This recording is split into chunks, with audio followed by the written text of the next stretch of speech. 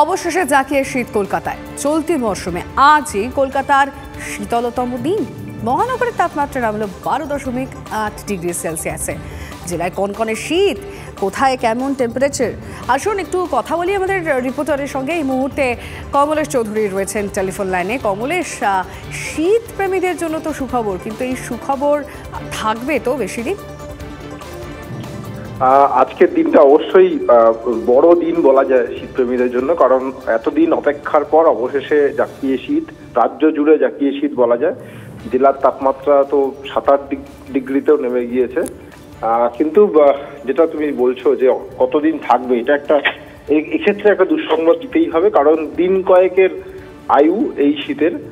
মোটামুটি পৌষ মাসের শেষ পর্যন্ত থাকবে, তবে মাঘের শুরুতেই পশ্চিমী ঝঞ্ঝার প্রভাবে একেবারে বৃষ্টির সম্ভাবনা, মানে দক্ষিণবঙ্গ উত্তরবঙ্গের সব জেলাতেই ইনক্লুডিং কলকাতা 16 থেকে 18 জানুয়ারি বৃষ্টির সম্ভাবনা। এর মধ্যে মূলত 17-18 জানুয়ারি প্রায় সব জেলাতেই হালকা থেকে মাঝারি বৃষ্টি, কলকাতাতেও বৃষ্টি হবে। ফলে স্বাভাবিকভাবে যখন জলীয় বাষ্প ঢুকবে, মেঘলা হবে, আকাশ বৃষ্টি হবে, এই ঠান্ডাটা, এই কনকনে শীতটা থাকবে না। তাপমাত্রা আবার এখন যেটা কলকাতায় ধরো 12.8 ডিগ্রিতে নেমেছে, এটা বাড়তে বাড়তে 16-17 ডিগ্রিতে পৌঁছে যাবে।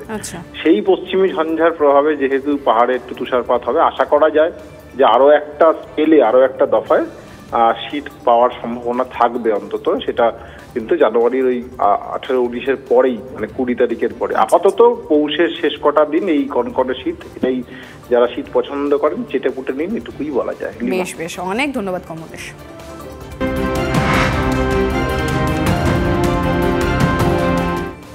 আর একটি বড় খবর, তৃণমূলে যোগদান বাম ছাত্র নেতার। কোচবিহারে বাম ছাত্র ফেডারেশনের প্রাক্তন সভাপতি কৌশিক ঘোষ তৃণমূল কংগ্রেসে যোগ দিলেন।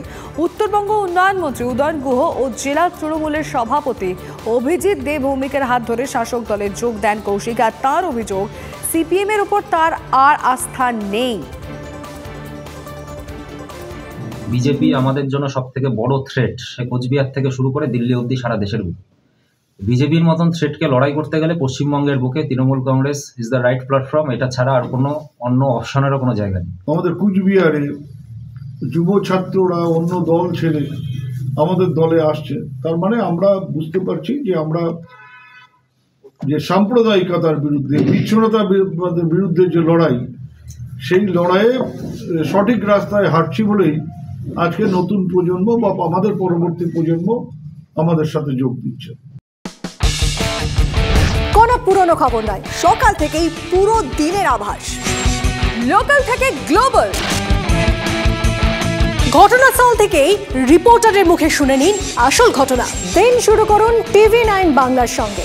সকালে প্রথম ব্রেকিং at 7, সকাল 7টায়, সকাল 8টায় দেখুন 8 reporter, 8 exclusive. News express at 9 দেখুন সকাল 9টায়। 10 খবর, 10 রিপোর্টার অন দ্য স্পট সকাল 10টায়। লোকাল টু গ্লোবাল at 11 দেখুন সকাল 11টায়। দেখুন morning super prime time TV9 বাংলায়। TV9 বাংলা না দেখলেই নয়।